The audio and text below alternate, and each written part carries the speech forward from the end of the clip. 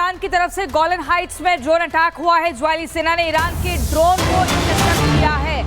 Israel की तरफ से ये बड़ा कदम, ईरान की तरफ से गोलन हाइट्स में ड्रोन अटैक होता है। ये अटैक ईरान की तरफ से और उस ड्रोन अटैक को इंटरसेप्ट किया गया है इजरायल की तरफ से।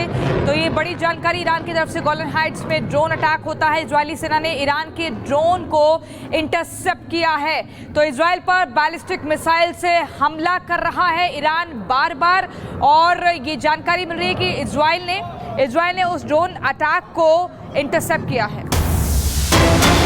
इजरायल ने ईरान के तबरीज में हमला शुरू कर दिया। तबरीज में धमाके की लगातार 2 बार आवाजें सुनी गई है। तो इजरायल ने ईरान के तबरीज में हमला किया है और अलग अलग जो ठिकाने हैं उसे निशाना बनाया जा रहा है। जो भी एयरबेस है ईरान के, वहां पर निशाना साधा जा रहा है। इसके पहले भी तस्वीरें कई एयरबेस की सामने आई थी। वही ईरान के तबरीज में ये बड़ा हमला हुआ है। तबरीज में धमाके की लगातार 2 बार आवाजें सुनी गई है। जो तस्वीर आई है तेहरान पर मिसाइल से हमला किया गया, उसकी भी आप देख लीजिए। तबरीज के अलावा तेहरान को भी निशाना बनाया गया है, उसमें भी ये जो तस्वीरें हैं वो ये बयां कर रही है कि आखिरकार इजरायल की जो तैयारी है वो कितनी बड़ी थी। अब दूसरी तरफ ईरान की तबरीज पर इजरायल ने हमला किया है। तबरीज में धमाके की आवाजें सुनी जा रही हैं। हर तरफ सिर्फ सायरन सुनाई दे रहे हैं ताकि वहां पर जो लोग हैं वो सुरक्षित जगह पर चले जाए। दूसरी तरफ ईरान की तरफ से कहा गया है कि जो विदेशी नागरिक है वो छोड़ करके हमारा देश जा सकते हैं। और चलिए इस बीच एक और बड़ी खबर हम आपको बता रहे हैं। G7 छोड़कर लौटने पर ट्रंप का बयान सामने आया है। ट्रंप ने क्या कहा, लोग समझना चाहते हैं इसे कि जब ट्रंप G7 छोड़कर आगे निकलते हैं, वॉशिंगटन की तरफ आते हैं तो क्या कह रहे हैं। तो उन्होंने जो बयान दिया है कि फ्रांस के राष्ट्रपति मैक्रोन ने मेरे लौटने पर गलत दावा किया। मैं इजराइल ईरान के बीच सीजफायर के लिए वॉशिंगटन नहीं जा रहा, मैं बहुत बड़ा काम करने वॉशिंगटन जा रहा हूं, यह ट्रंप ने कहा। उन्होंने कहा कि मैक्रोन हमेशा ही गलत साबित होते हैं।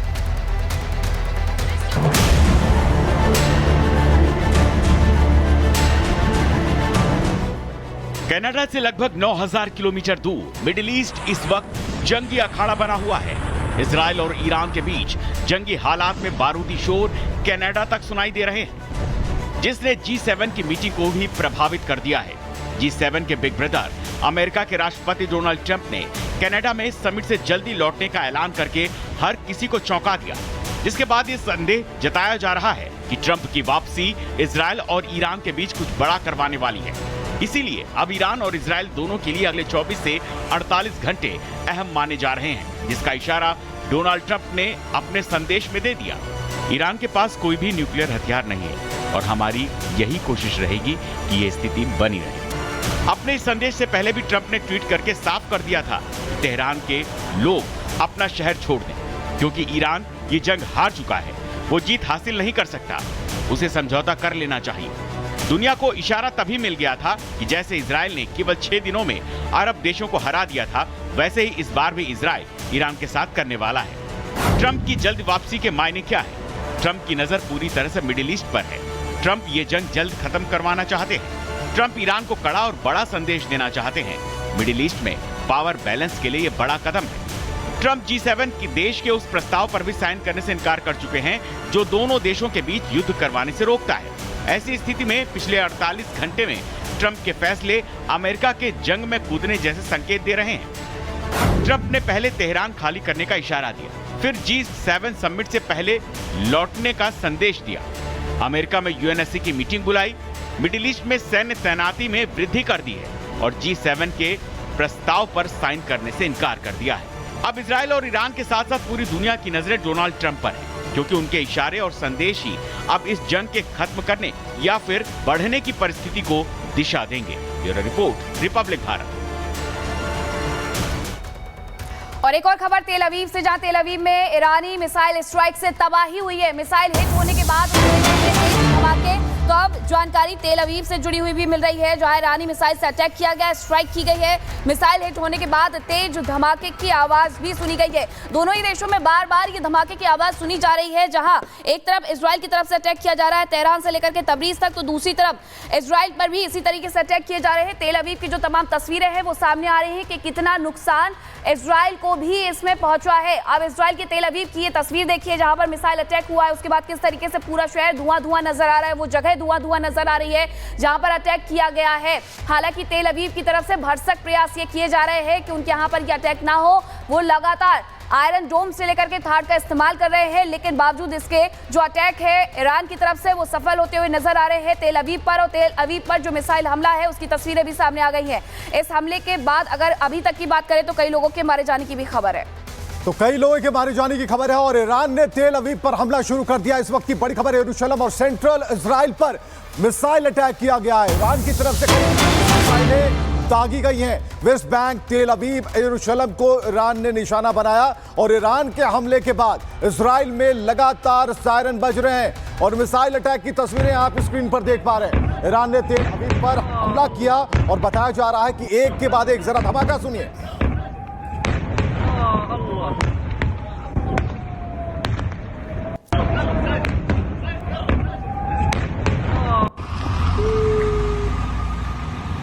तो एक के बाद एक तेल अवीव पर कई धमाके हो रहे हैं। शहर दर शहर हमले किए जा रहे हैं, मिसाइल से अटैक हो रहा है और लगभग 20 मिसाइलें एक साथ दागी गई हैं। तो ईरान ने तेल अवीव पर फिर से हमला शुरू कर दिया है। तो मिडिल ईस्ट में युद्ध का अंतिम अध्याय शुरू हो चुका है और अब टारगेट है खामनेई। इजराइल और ईरान के बीच जारी जंग अब सिर्फ न्यूक्लियर साइट तक ही सीमित नहीं रह गई है, बल्कि नेतन्याहू का प्लान है ईरान के सुप्रीम लीडर को रास्ते से हटाने का। क्या उसके खात्मे से ही मिडिल ईस्ट में शांति आएगी? क्या है टारगेट, देखिए।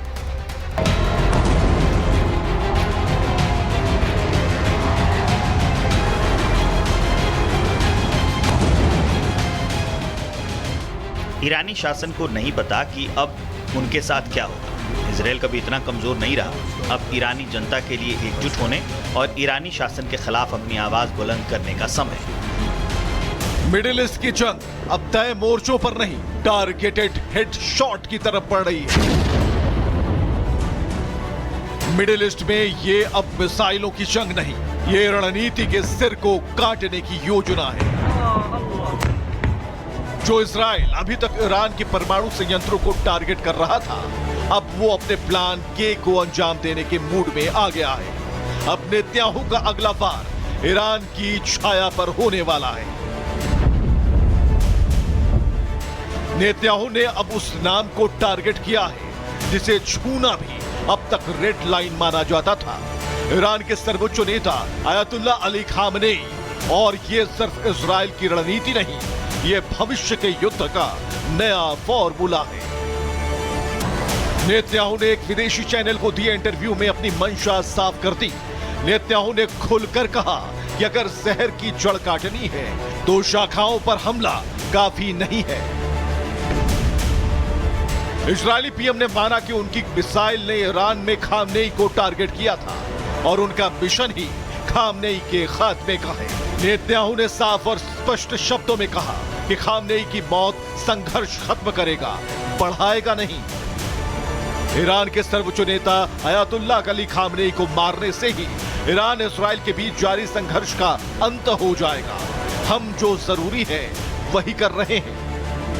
नेतन्याहू ने यह भी स्वीकारा कि ईरान के टॉप न्यूक्लियर साइंटिस्ट को पहले ही खत्म किया जा चुका और खत्म किए जा चुके हैं उनके वैज्ञानिक। इंटरव्यू में नेतन्याहू ने माना कि इस्राएली सेना ने ईरान के टॉप न्यूक्लियर साइंटिस्ट को टारगेट किया है। ये लोग हिटलर की न्यूक्लियर टीम की तरह हैं। मतलब साफ है, जंग सिर्फ टारगेट्स पर नहीं बल्कि पूरी सोच पर है और ये सोच ईरान की बर्बादी फैलाने वाली न्यूक्लियर मानसिकता है।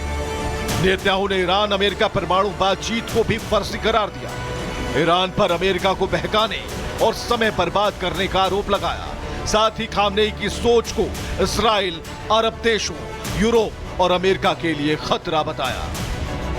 ईरान झूठ बोलता है, धोखा देते हैं और अमेरिका को समय से बांध कर रखता है। हमारे पास इसके पुख्ता और खुफिया इनपुट्स हैं। ईरान केवल इस्राइल ही नहीं बल्कि अमेरिका, यूरोप और अरब देशों के लिए खतरा है। नेतन्याहू का दावा है कि खामनेई की सोच अमेरिका के लिए खतरा है। इस्राएली पीएम ने अमेरिका को सीधे शब्दों में चिताते हुए कहा, मैं अमेरिका फर्स्ट को समझता हूं लेकिन अमेरिका डेड को नहीं।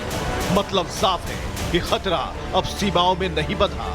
न्यूक्लियर ईरान पूरी दुनिया की तबाही की स्क्रिप्ट लिख रहा है। अब सवाल ये नहीं कि जंग कितनी लंबी चलेगी, सवाल ये है कि क्या खामनेई की मौत से मिडिल ईस्ट की आग बुझ सकती है?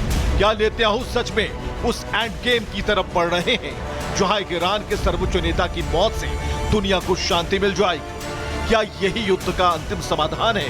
क्योंकि नेतन्याहू अब सिर्फ जंग नहीं लड़ रहे, अब वो इतिहास लिखना चाहते हैं, एक ऐसे फैसले के साथ जिससे मिडिल ईस्ट की दिशा और दशा दोनों बदल सकती है। Bureau report, Republic Bharat.